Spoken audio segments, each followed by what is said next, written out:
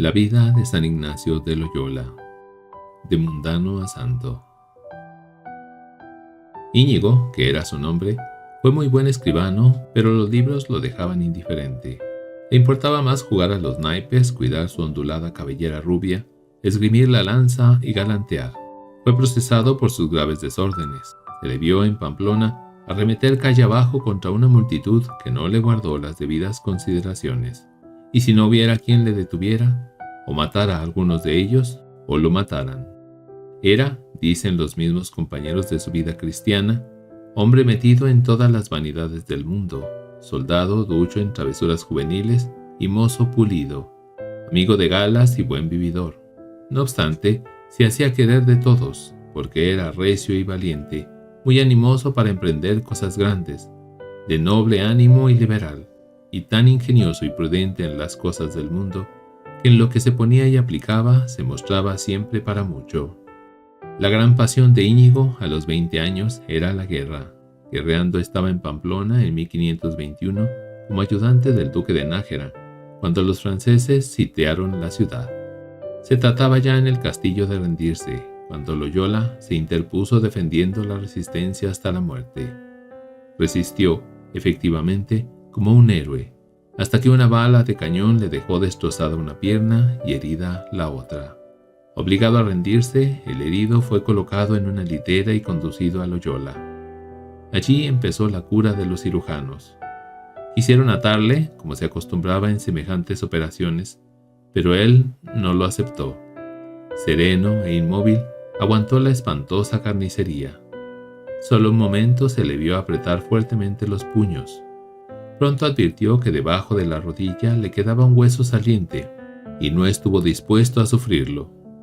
Le advirtieron que su desaparición le produciría dolores atroces, pero no estaba dispuesto a hacer el ridículo en los torneos y en las fiestas cortesanas. Y por segunda vez ofreció su pierna a la sierra con valor estoico, y la oyó rechinar en su cuerpo sin inmutarse. Todo, según dice Rivadeneira, poder trae una bota muy justa y muy pulida, como entonces se usaba. Cuando entre los años 1491 y 1556 la corrupción del Renacimiento invadía hasta la misma Catedral de San Pedro, cuando el fenómeno de la Reforma protestante hervía en las universidades alemanas, Dios llamó al hombre destinado a oponer un dique a esa doble inundación. Es un gentilhombre español, nacido en el seno de una noble familia. Engastada en una soberbia iglesia barroca, se levanta todavía la casa solariega de su linaje, como una fortaleza medieval. Íñigo, el hijo de Beltrán Yáñez de Oñás y Loyola, no piensa todavía en conquistas evangélicas. Con su temperamento vehemente, audaz y ambicioso, aspira al brillo de los honores y a la gloria de las armas. Desde su adolescencia, tiene un protector poderoso, el noble caballero de Arévalo, Juan Velázquez de Cuéllar, contador mayor de Castilla. Con él vive unas veces en Arévalo y otras en la corte, entre compañeros que serán grandes políticos famosos conquistadores. Es un paje apuesto, generoso y batallador, con los vicios y virtudes de guerrero español de su tiempo. Cuentan que la mujer del contador le decía: «Íñigo, no cesarás hasta que te quiebren una pierna». Soldado desgarrado y sin letras, le llamará el padre Granada. Para entretener el ocio de la convalecencia luego de la operación, pidió que le trajesen libros de caballerías, el Amadís o algún otro de los que hacían las delicias de la juventud. Pero en casa del señor de Loyola no se encontraban estas obras profanas y, por darle algo, le ofrecieron unos sobre la vida de los santos y otros sobre la vida de Cristo. Estas lecturas empezaron a despertar en su alma sentimientos de noble emulación. Inclinado a las más quiméricas empresas, veía abrirse ante sus ojos un mundo de heroísmos más vasto que el que se vivía en Europa. ¿Por qué no había de hacer él lo que hicieron los santos? ¿Por qué no había de vestir de saco, comer hierbas y sufrir los tormentos de los mártires? Entusiasmado con su lectura, se le oía exclamar: «Santo Domingo hizo esto, pues yo lo tengo que hacer. San Francisco hizo esto, pues yo lo tengo que hacer». Pero apenas cerraba el libro, Caía sobre él el tumulto de los pensamientos mundanos y se pasaba largas vigilias soñando hazañas, fantasías y vanidades. Estaba enamorado. La señora de sus pensamientos era mujer de alta alcurnia, cuyo nombre nunca quiso descubrir, aunque hay quien dice que era la viuda del rey don Fernando el Católico, Germana de Foix.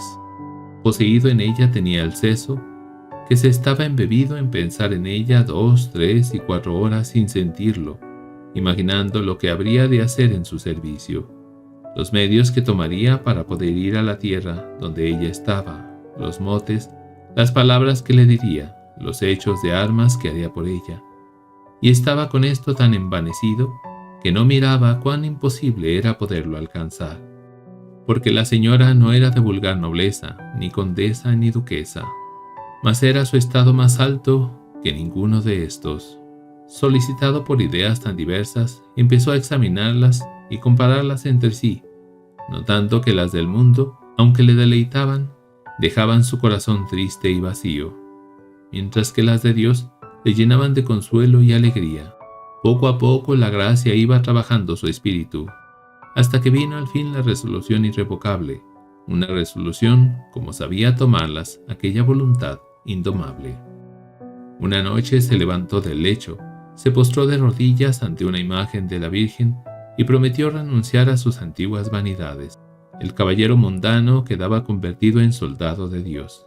Fue una conversión radical, integral, definitiva. Él nunca había tenido la menor duda sobre su fe católica. Sentía particular devoción al príncipe de los apóstoles, y hasta le cantó en trabajosos versos al mismo tiempo que a las damas. Pero desde este momento su vida entera quedó consagrada al servicio de Dios. Su primer pensamiento fue peregrinar a Jerusalén. Luego se le ocurrió entrar en la Cartuja de Miraflores. Las horas que antes gastaba pensando en su dama, las dedica ahora a orar, contemplando la noche estrellada y repitiendo aquella exclamación favorita: «Cuán baja me parece la tierra cuando miro al cielo». Sigue leyendo las vidas de Cristo y de los santos, y para no olvidar los buenos pensamientos que se le ocurren, anota en un libro los hechos, las ideas, los afectos piadosos que agitan su corazón y su mente durante la lectura. San Ignacio escribe en su autobiografía: «Y ya se le iban olvidando los pensamientos pasados con estos santos deseos que tenía, los cuales se le confirmaron con una visitación de esta manera. Estando una noche despierto, vio claramente una imagen de Nuestra Señora con el Santo Niño Jesús, con cuya vista, por espacio notable, recibió consolación muy excesiva, y quedó con tanto asco de toda la vida pasada, y especialmente de cosas de la carne, que le parecía habérsele quitado del ánima todas las especies que antes tenía en ella pintadas. Así, desde aquella hora hasta hoy, agosto del 53, cuando esto se escribe, nunca más tuvo ni un mínimo consenso en cosas de carne, y por ese afecto se puede juzgar haber sido la cosa de Dios, aunque él no osaba determinarlo, ni decía más que afirmar lo susodicho. Mas así su hermano, como todos los demás de casa, fueron conociendo por lo exterior la mudanza que se había hecho en su ánima interiormente. Comenta el padre Victoriano Larrañaga: esta gracia extraordinaria tuvo lugar estando en su cama enfermo. Así lo indica la circunstancia de la hora, estando una noche despierto, y lo confirma el hecho poco después registrado de cuando comenzó a levantarse un poco por casa, una transformación radical y perpetua en materia de pureza, unida a una consolación muy excesiva, fue el sello sobrenatural que quiso poner el cielo a la conversión de San Ignacio. Desde ese momento pasaba a ser la Casa Torre de Loyola, la Santa Casa, que venerarán los siglos. Los efectos producidos interiormente en su alma se inician visibles aún a los ojos de sus familiares, y el tiempo que con ellos conversaba, todo lo gastaba en cosas de Dios, con lo cual hacía provecho a sus ánimas. Es entonces también cuando empieza a dedicar parte de las horas del día a la oración, a tomar los apuntes de las vidas de Cristo y de los santos.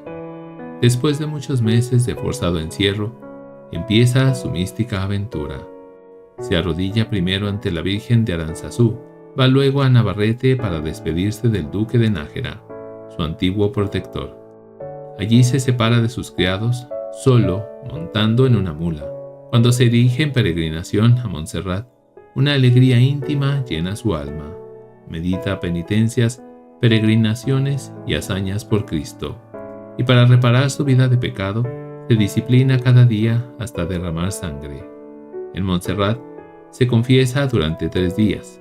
Escribe luego su confesión, regala su mula al monasterio y cuelga la espada y la daga ante el altar de la Virgen.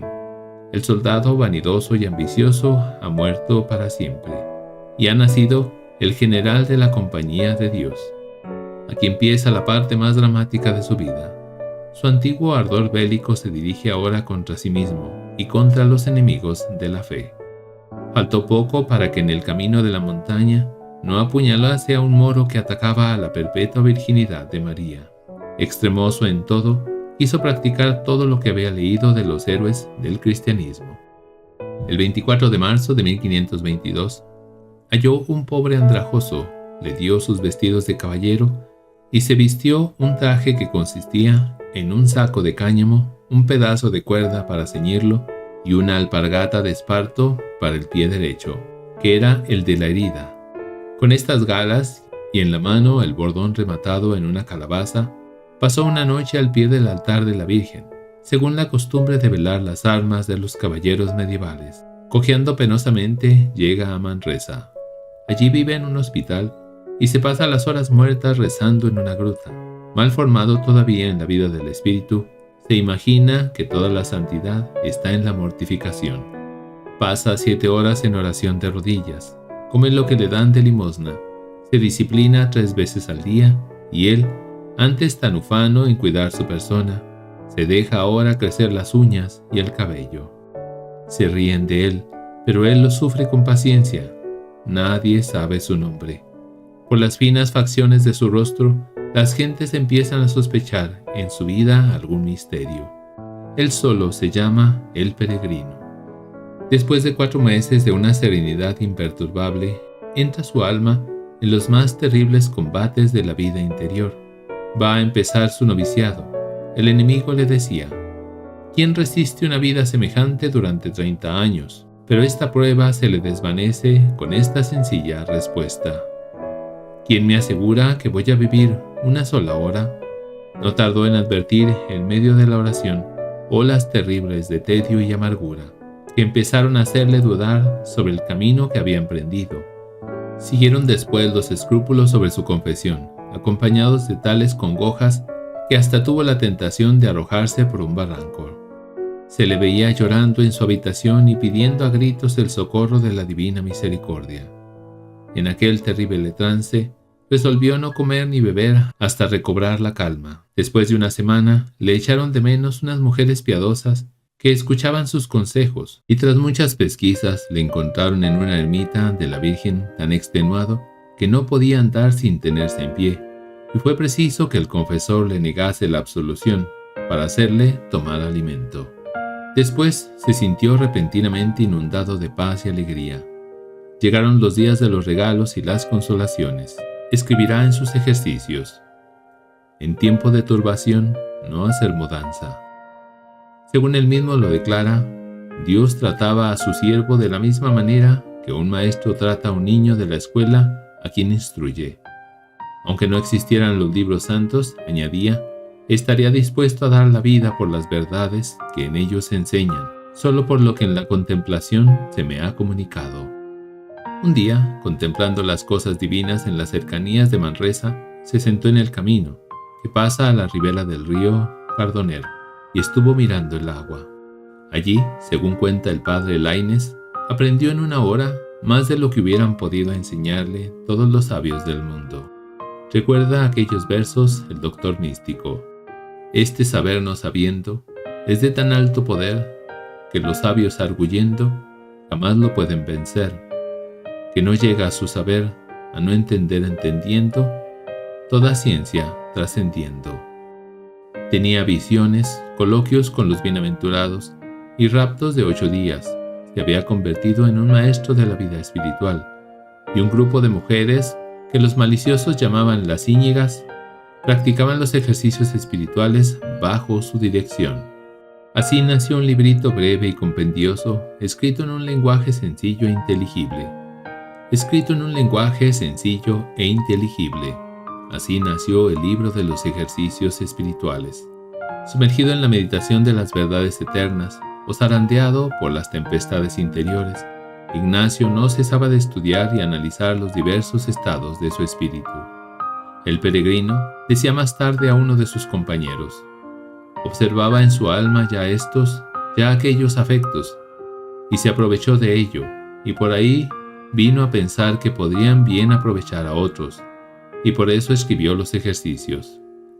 Al principio, lo único que le importaba era conocer la voluntad divina y cumplirla perfectamente. Después coordinó sus experiencias y al salir de la gruta completamente transformado, se encontró con un método espiritual que podría obrar en los otros una transformación muy similar a la suya.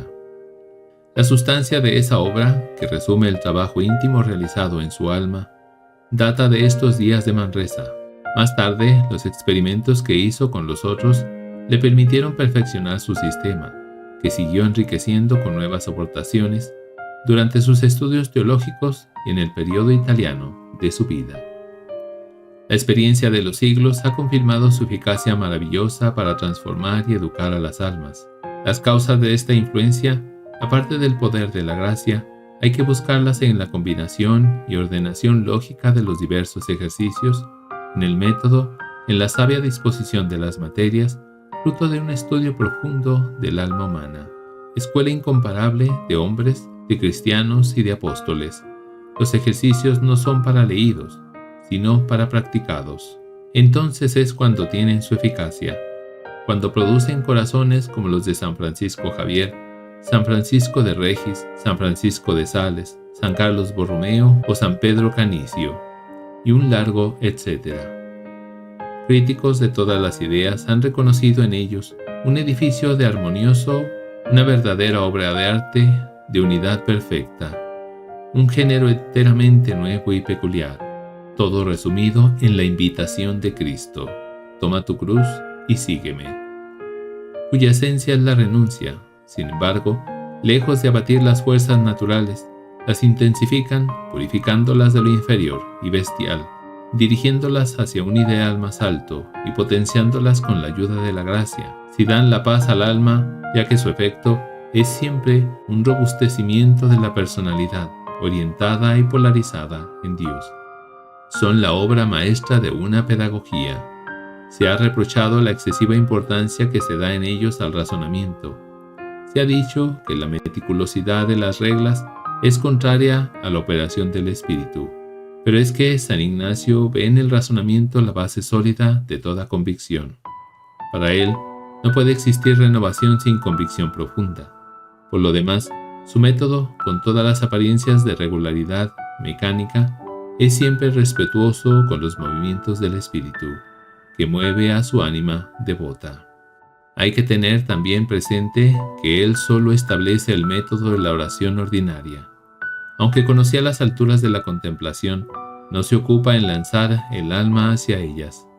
Para él, la perfección de la vida espiritual no consiste propiamente en la unión con Dios por medio de la oración. Solía decir que, de 100 personas de oración, las 90 vivían engañadas. Consideraba que se daba más gloria a Dios con la imitación perfecta de Cristo en la vida apostólica, y a esta imitación dirige los ejercicios, haciéndola consistir en la renuncia al bienestar del cuerpo, en la mortificación total del amor propio y del amor del mundo. El poder místico de Manresa solo fue un episodio en la vida militante de San Ignacio. Hombre de acción, se lanzó en busca de su destino. No ha llegado a verlo todavía con claridad. Durante algún tiempo se cree llamado a predicar la fe entre los infieles. Visita los santos lugares y decide permanecer en Oriente enseñando a los maometanos, pero el provincial de San Francisco en Jerusalén le obliga a regresar a Europa, temiendo que su celo provocase algún conflicto. En 1524 reaparece en Barcelona, estudiando latín con los niños de la escuela, comprendiendo su necesidad de instrucción religiosa y humanística. se entregó ardorosamente a conseguirla, a pesar de que el demonio le acometía con toda clase de pensamientos devotos y dulzuras interiores cuando tomaba la gramática. Siendo tan mayor entre los niños, el maestro le trataba con consideración, hasta que un día le rogó con ahínco que le tratase como al menor muchacho de sus discípulos, y que cuando le viese flojo y descuidado, le castigase y azotase como a los demás. Con el mismo entusiasmo empieza en Alcalá el estudio de la filosofía y de la teología. Pero a la vez que estudiante, era un fogoso apóstol. Un grupito de gentes piadosas escuchaba sus consejos e imitaban su vida. Algunos de sus compañeros y devotos caminaban descalzos como él y vestían el mismo sayal pardo y grosero, que les valió el apodo de ensayalados. En los círculos eclesiásticos y universitarios se discutía al extraño penitente, que producía repentinos cambios de vida. Unos le veneraban como a un santo, otros empezaban a sospechar si sería uno de aquellos alumbrados fanáticos que, entre supuestas revelaciones, sembraban los más absurdos errores. No tardó en estallar la persecución. Ignacio tuvo que teñir su sayo, devolver su grupo, calzar sus pies y resignarse a vestir como los demás. A todo obedeció puntualmente, pero habiéndose reproducido las sospechas, se le abrió un proceso canónico y se le encerró en la cárcel, donde permaneció 2 meses. Él rehusaba defenderse, pero hablaba a los inquisidores con la libertad propia de su carácter. ¿Qué mal habéis hallado en mí? Después de tanto inquirir, preguntaba al vicario de Alcalá. Nada, contestó el interpelado. Si algo se hallara en vos, os castigarán y aún os quemarán. Responde Íñigo, así os quemarán a vos, si errárades. Es ansí, replicó secamente el vicario. Reconocida su inocencia, Ignacio pasó de Alcalá a Salamanca. Allí también fue acusado, procesado y encarcelado 22 días en un aposento viejo, destartalado, sucio y maloliente, con una cadena de 12 palmos a los pies y sin poder dormir por la gran multitud de bestias varias. No sabía, dijo, que fuera tan peligroso predicar a Cristo a los cristianos. Absuelto una vez más por las autoridades eclesiásticas, dejó aquella universidad y se dirigió a la de París, montado en un asno que llevaba sus libros y cartapacios. Llegó el 2 de febrero de 1528 y pasó aún 7 años escuchando a los doctores de la Sorbona. Vivía de limosna que le mandaban los mercaderes españoles de Flandes. A los 13 años obtuvo el grado de maestro en filosofía. Durante las vacaciones viajaba hasta Brujas, Amberes y Londres para recoger limosnas. La mirada de aquel colegial viejo, cojo y desarrapado seducía de una manera irresistible. En Barcelona, en Alcalá, en Salamanca, había encontrado discípulos que sufrían el enojo de sus familias por seguirle e imitarle. Lo mismo sucedía en París.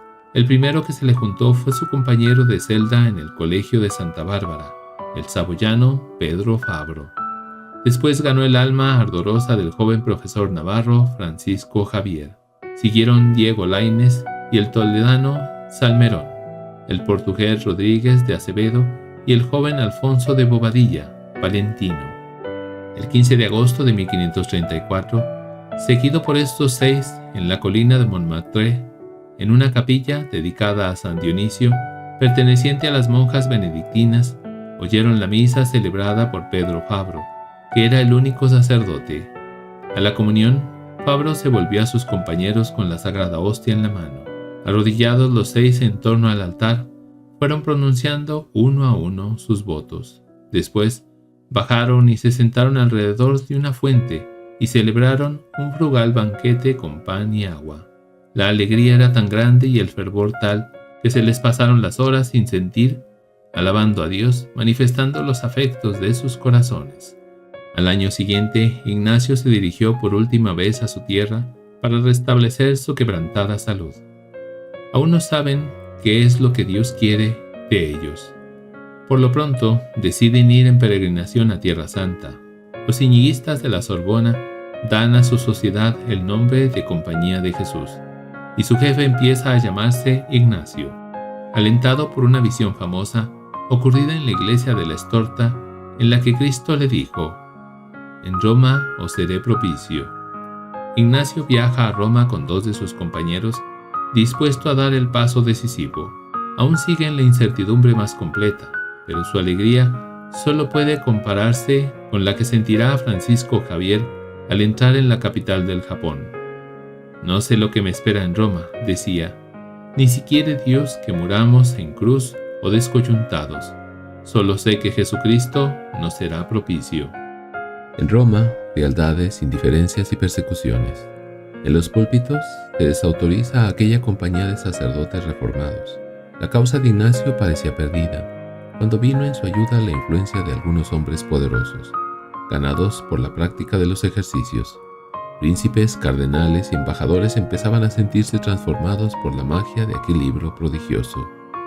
El mismo Papa Paulo III se sintió impresionado por la grandeza moral del fundado y en sus conversaciones con el pontífice empezó a esbozar el plan de una orden nueva, que abarcase la actividad apostólica en todas sus formas, la enseñanza literaria e ideológica en todos sus grados, las obras de caridad en todos los aspectos, las misiones entre fieles e infieles, considerando al mundo entero como su campo de acción. Tal era el gran ideal en que había cuajado definitivamente la ambición desaforada del hidalgo español. El 27 de septiembre de 1540 aparecía la bula por la cual el Papa Paulo III aprobaba la nueva fundación y el comienzo de la Compañía de Jesús. Una serie de acontecimientos independientes de la voluntad de Ignacio le habían llevado a crear una vasta y poderosa organización de enseñanza, de predicación y de dirección espiritual, que será la barrera más fuerte de la verdad frente al protestantismo y colaborará de una manera decisiva en la obra del Concilio de Trento, innumerables obras en la iglesia y multitud de santos en los altares, ad majorem Dei gloriam, para la mayor gloria de Dios. Los 15 años últimos de su vida los dedica Ignacio en el Gesù de Roma a perfilar, acrecentar y completar la gran obra de su vida. Escribe las constituciones, forma a los novicios en el colegio romano, envía a sus teólogos al Concilio de Trento, esparce sus discípulos por todas las partes del mundo, escribe cartas, legisla, ordena, vigila, quiere que el alma de su milicia espiritual sea la obediencia, una obediencia consciente, voluntaria y alegre, una obediencia ciega. El religioso debe ser como un cadáver o como el bastón en la mano del anciano. Escribiendo a San Francisco Javier, le ordenaba volver a las Indias. Os lo ordeno en nombre de Jesucristo, y a fin de que vos podáis exponer los motivos de vuestra partida a aquellos que quieren reteneros, os diré las razones que me han decidido. Su mandato era a la vez firme y suave, razonado y autoritario. Medía el límite de su autoridad, como antes había medido el límite de su obligación a obedecer. Durante el proceso de Salamanca, preguntado por los jueces cómo se atrevía a enseñar, falto de estudios teológicos, contestó: o es verdad o no es verdad lo que enseño. Si no es verdad, condénenme. Si es verdad, déjenlo estar. Y cuando le leyeron la sentencia por la cual le declaraban inocente y ortodoxo, mandándole al mismo tiempo que no se metiese en honduras y distinciones sutiles, declaró que obedecería en aquello que estaba dentro de la jurisdicción de los jueces, pero que no era justo, puesto que no se encontraba delito en su conducta ni error en su doctrina, impedirle servir a las almas, privándole del derecho de hablar de las cosas de Dios con libertad. Era natural que el odio se cebase en un hombre que se presentaba como el aguafiestas del Renacimiento, como el censor de la moral fácil de los falsos reformadores, como el campeón de la disciplina cuando el mundo se indisciplinaba. La pasión ha hecho de aquel gran hombre un enigma o una paradoja. Ya los pintores empiezan por desconcertarnos. El Ignacio de Valdés Leal parece un San Juan de la Cruz, místico y poeta, puesto en éxtasis ante la belleza del crucificado. El de Sánchez Coelho conserva todavía algo de esa mirada suave y lejana, contemplativa, pero insinuando una sonrisa enigmática. Dice Rivadeneira que tenía una estatura mediana, o mejor, era pequeño y bajo de cuerpo, el rostro autorizado, la frente ancha y sin arrugas, hundidos los ojos, escogidos y arrugados los párpados por las muchas lágrimas que derramaba. Las orejas medianas, la nariz alta y el color vivo y templado y con la calva de muy venerable aspecto.